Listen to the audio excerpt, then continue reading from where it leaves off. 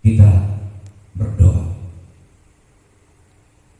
Damai sejahtera dari Allah yang melampaui segala akal, itulah yang menyertai hati dan pikiran saudara-saudara dalam Kristus Yesus. Amin. Shalom. Selamat Paskah bagi kita semuanya. Jemaat Tuhan, firman Tuhan hari ini pada Minggu Paskah 12 April 2020 tertulis di Matius pasal 28 ayat 1 sampai 10. Begini firman Tuhan. Setelah hari Sabat lewat, menjelang menyingsingnya fajar pada hari pertama minggu itu, pergilah Maria Magdalena dan Maria yang lain menengok kubur itu. Maka terjadilah gempa bumi yang hebat, sebab seorang malaikat Tuhan turun dari langit dan datang ke batu itu dan menggulingkannya lalu duduk di atasnya. Wajahnya bagaikan kilat dan pakaiannya putih bagaikan salju. Dan penjaga-penjaga itu gentar ketakutan dan menjadi seperti orang-orang mati. Akan tetapi malaikat itu berkata kepada perempuan-perempuan itu, "Janganlah kamu takut, sebab aku tahu kamu mencari Yesus yang disalibkan itu. Ia tidak ada di sini, sebab ia telah bangkit, sama seperti yang telah dikatakannya. Mari, lihatlah tempat ia berbaring.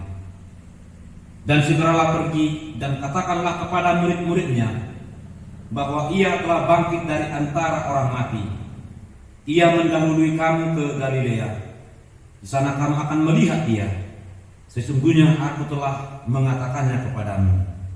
Mereka segera pergi dari kubur itu dengan takut dan dengan sukacita yang besar, dan berlari cepat-cepat untuk memberitahukannya kepada murid-murid Yesus. Tiba-tiba Yesus berjumpa dengan mereka dan berkata, "Salam bagimu." Mereka mendekatinya dan memeluk kakinya serta menyembahnya. Maka kata Yesus kepada mereka, "Jangan takut, pergi dan katakanlah kepada saudara-saudaraku supaya mereka pergi ke Galilea, dan di sanalah mereka akan melihat aku." Saudara yang berbahagia, hari ini merayakan Paskah. Ketika orang Kristen merayakan Paskah seperti saat ini, kita tidak pernah lepas dari pertanyaan yang begitu kontroversial. Dan itu terjadi dari tahun ke tahun. Pertanyaannya seperti ini: benarkah Tuhan Yesus bangkit? Banyak ahli mengatakan peristiwa ini adalah misteri sepanjang masa. Banyak orang yang meragukan kebangkitannya, tetapi orang Kristen mempercayainya. Banyak orang yang mencekalnya, tetapi Kristen mempertahankannya. Pada akhirnya, di saat ini, di zaman ini, bahkan di sepanjang zaman, akan selalu muncul tantangan bagi orang Kristen diminta untuk membuktikan bahwa Yesus benar-benar bangkit. Memang hampir tak ada jawaban yang dapat mereka terima secara logika. Bahkan fakta-fakta yang ada pun mereka tolak. Misalnya, orang Kristen menyebut bukti kebangkitan Yesus adalah: pertama, kuburan Yesus telah kosong. Kedua, Yesus menampakkan diri kepada orang banyak, kepada murid-murid setelah dia bangkit. Dan fakta yang ketiga, ada orang-orang yang menjadi saksi kebangkitannya. Tapi walaupun demikian faktanya dan bukti yang ada, namun ternyata masih saja banyak orang tidak percaya. Karena tantangan ini, apakah kita juga ikut ragu? Apakah imanmu juga menjadi goyang? Jangan ragu, jawablah tantangan ini.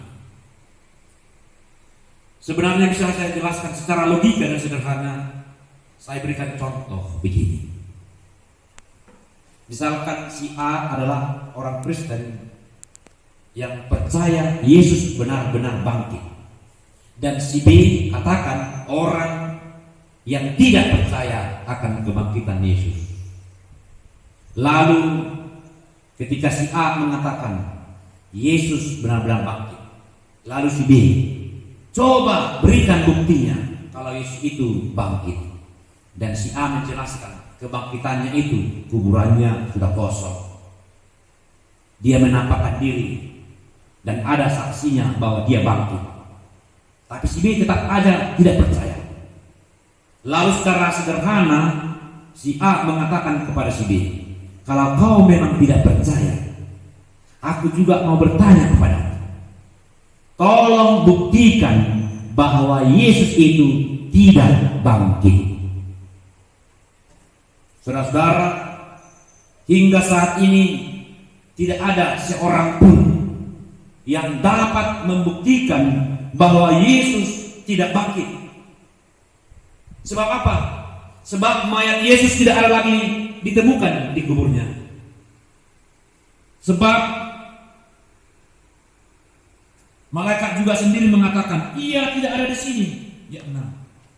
Berarti benar bahwa Yesus telah bangkit. Hingga saat ini juga tidak ada saksi yang melihat bahwa Yesus tidak bangkit. Tetapi sebaliknya, ada saksi yang melihat Yesus benar-benar bangkit. Kesimpulannya saya mengatakan, Yesus benar-benar telah bangkit. Akan tetapi, saudara-saudara, kita orang percaya tidak cukup hanya mempertahankan fakta-fakta yang ada. Tetapi ada cara lain yang bisa kita lakukan untuk membuktikan bahwa Yesus telah bangkit dalam hidupmu. Sebagaimana yang diminta firman Tuhan hari ini. Yang pertama, jangan takut.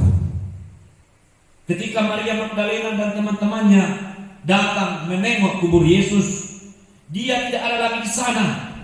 Justru yang terjadi adalah gempa bumi yang hebat, dan malaikat Tuhan turun dari langit datang ke kubur tersebut. Itu ada terjadi di ayat 2. Kejadian ini membuat perempuan-perempuan itu ketakutan. Akan tetapi malaikat Tuhan berkata kepada mereka, janganlah kamu takut, sebab aku tahu kamu mencari Yesus yang disalibkan itu. Bukan hanya malaikat yang mengatakan demikian kepada mereka, sebab Tuhan Yesus juga pernah berkata kepada mereka. Dan kita jumpai juga itu di ayat 10. Yesus mengatakan, jangan takut. Artinya, apabila kita mencari Tuhan Yesus yang telah bangkit itu, kita harus terlebih dahulu mengalahkan ketakutan yang ada dalam diri kita ini. Sebab apa? Ketakutan timbul akibat ketidakpercayaan. Dapat juga ketakutan timbul karena kekhawatiran. Oleh karena itu, kalahkanlah ketakutanmu dengan kepercayaan dan keyakinan hati. Jangan sampai ada ruang di dalam hatimu sedikit pun keraguan akan kebangkitan Tuhan Yesus ini. Tetapi penuhilah hatimu dengan keyakinan bahwa Yesus benar-benar bangkit. Maka sukacitamu akan terjadi, dan itu sukacita besar diberikan Tuhan kepada. Yang kedua yang perlu kita lakukan, membuktikan Yesus benar-benar bangkit dalam kehidupan kita, adalah memberitakan kebangkitan tersebut. Kabar sukacita kebangkitan Tuhan Yesus tidak boleh terputus hanya pada dirimu. Kabar sukacita kebangkitan Yesus tidak hanya terputus bagi perempuan-perempuan yang datang ke kebunnya, tetapi Yesus mengutus mereka. Yesus menyuruh mereka pergi dan katakan. Itu artinya beritakanlah, bagilah kabar sukacita itu terhadap orang lain. Berikanlah itu, kabarkanlah itu kepada keluargamu, kepada sesama murid, kepada dunia. Artinya, sukacitamu karena mendengar dan mengetahui kebangkitan Yesus haruslah juga kita bagikan bagi orang lain. Hal ini yang perlu kita perhatikan saat, sebab kita harus akui ya, perhatian kita masa-masa ini terkuras pada kejadian virus corona. Memang telah banyak korban, banyak pula yang sedang berjuang hingga kini untuk mengalahkan virus ini. Dengan hebatnya pula virus ini telah merampok kebebasan kita untuk berinteraksi sosial,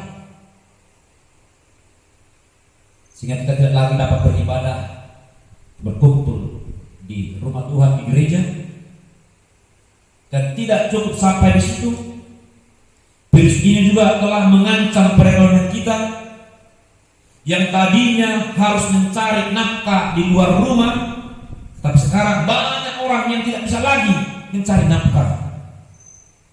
Demikian juga dengan perasaan kita saat ini telah dirusak oleh virus ini yang menebar kekhawatiran dan ketakutan yang luar biasa. Saban hari kita disuguhi berita tentang virus ini dan kita terus-menerus membicarakannya. Bahkan sampai tidak kita sadari bahwa waktu kita tidak ada lagi untuk membicarakan firman Tuhan. Mulai terabaikan. Benar-benar dunia telah dilanda ketakutan terhadap virus corona. Dan corona menjadi sangat berkuasa. Bapak, Ibu, Saudara sekalian, sudah banyak kita korbankan dari kehidupan kita. Saya bertanya, apakah kita juga mengorbankan iman kita? Ini saatnya kita benar-benar bangkit untuk melawannya. Kebangkitan Tuhan Yesus menjadi kekuatan baru dan motivasi bagi kita untuk melakukannya. Saudaraku yang terkasih, yang berbahagia, merayakan Paskah hari ini, mari kita stop kekuasaan virus corona ini dengan berbagai cara. Tentu yang pertama, tertib menaati himbauan-himbauan pemerintah kita. Kita harus bersatu dengan pemerintah kita memutus penyebaran virus ini. Yang kedua, menjaga kesehatan tubuh kita yang memang lemah dan rapuh ini.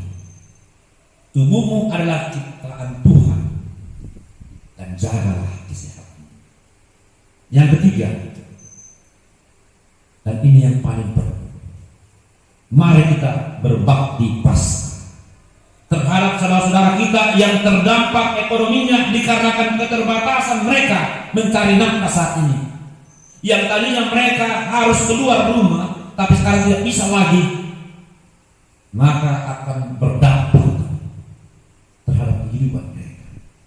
Lihat sekelilingmu, lihat lingkunganmu, ulurkan kasihmu bagi mereka yang membutuhkan bantuanmu. Dan mereka itulah yang disebut oleh Tuhan Yesus sebagai saudara-saudaranya. Lakukanlah itu dengan sukacita sebagaimana engkau melakukannya menyambut kebangkitan Tuhan Yesus. Ini saatnya nilai-nilai kemanusiaan kita bangkit dan saling berbagi. Ini saatnya bagi kita memperkuat solidaritas. Selama ini kita telah mengalami jarak fisik antar jemaat. kita mengalami jarak fisik dengan masyarakat sekitar kita. Akan tetapi, mari kita harus rapatkan rasa solidaritas terhadap sesama. Rasa solidaritas seperti itu yang diajarkan oleh Tuhan Yesus. Ketika dia bersedia mati di kayu salib dan akhirnya memenangkannya dengan kebangkitannya, sebagaimana kita rayakan hari ini. Keempat yang harus kita lakukan, ayat 9 mengatakan kepada kita, mendekatlah kepada Yesus, peluklah kakinya dan sembahlah dia. Berdoalah, memohon belas kasihan dari Tuhan Yesus. Berdoalah bagi tim medis garda terdepan saat ini yang berjuang terus menerus. Berdoalah bagi pemerintah kita. Berdoalah bagi para korban dan keluarga. Berdoalah bagi negara kita yang kita cintai ini. Dan berdoalah bagi keluargamu. Mintalah belas kasihan dari Tuhan Yesus. Kita harus yakin dan percaya bahwa Yesus akan mendengarkan setiap doa orang-orang percaya. Demikianlah yang harus kita lakukan dalam memberitakan kabar suka kebangkitan Tuhan Yesus. Dan demikian pula kita lakukan untuk mengalahkan kekuasaan virus corona ini, sehingga kuasa kebangkitan Yesus benar-benar nyata dalam kehidupan kita. Salam Paskah dan salam damai. Tuhan Yesus memberkati kita semuanya. Amin. Kita berdoa. Terima kasih Allah Bapa atas penyertaan-Mu hingga saat ini, di mana saat ini kami berkumpul di rumah kami masing-masing untuk merayakan Paskah, memperingati hari kebangkitan Tuhan Yesus yang menyelamatkan orang-orang percaya. Kami sangat bersyukur, dan biarlah kebangkitan Tuhan Yesus yang kami rayakan saat ini juga Tuhan juga membangkitkan semangat hidup kami, khususnya menjalani kehidupan kami pada saat ini. Tuhan, kiranya Engkau berbelas kasihan terhadap dunia ini, khususnya terhadap bangsa kami ini yang sedang menghadapi virus corona ini. Biarlah Engkau nyatakan kasih dan kuasa. Biarlah Tuhan Engkau pulihkan keadaan ini, sehingga kami dapat kembali melakukan aktivitas seperti biasanya. Terima kasih Tuhan. Dalam Kristus Yesus yang telah bangkit, kami berdoa. Amin.